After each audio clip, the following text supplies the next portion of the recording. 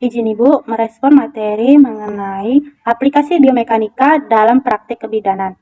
Mekanika adalah salah satu cabang ilmu dan bidang ilmu fisika yang mempelajari gerakan dan perubahan bentuk suatu materi yang dilibatkan oleh gangguan mekanik yang disebut gaya.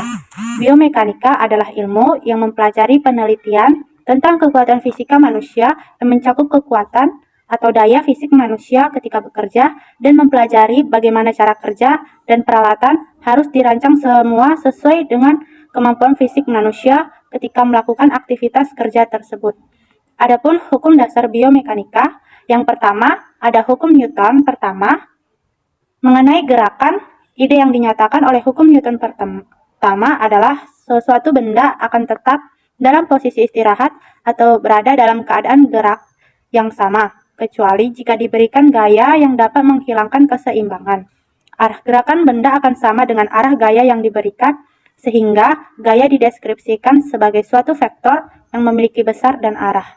Ide ini mungkin nampak sederhana, tetapi sangat penting jika kita melihat gaya-gaya yang melawan gerakan suatu benda.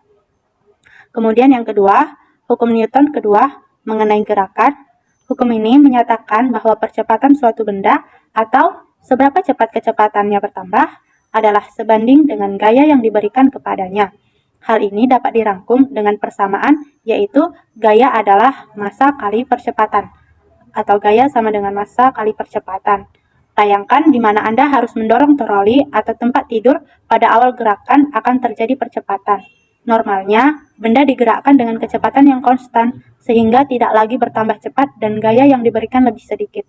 Untuk menggerakkan suatu benda, kita harus mengatasi inersia benda tersebut. Jika inersia sudah dilampaui, maka gaya yang diperlukan untuk menjaganya tetap bergerak akan lebih sedikit. Terakhir, ada hukum Newton ketiga mengenai gerakan. Hukum ketiga ini menyatakan bahwa untuk setiap aksi terdapat reaksi sebaliknya yang setara dan berlawanan arah, dan hal ini membantu menjelaskan ide keseimbangan gaya yang telah disebutkan. Contohnya adalah pasien berbaring di tempat tidur, pasien yang berbaring di atas tempat tidur, kita menyadari bahwa tempat tidur menyokong pasien. Tanpa tempat tidur, pasien akan jatuh ke lantai. Terima kasih Ibu, hanya itu yang dapat saya responsif mengenai materi aplikasi biomekanika dalam praktik kebidanan. Lebih dan kurangnya saya minta maaf. Terima kasih Ibu.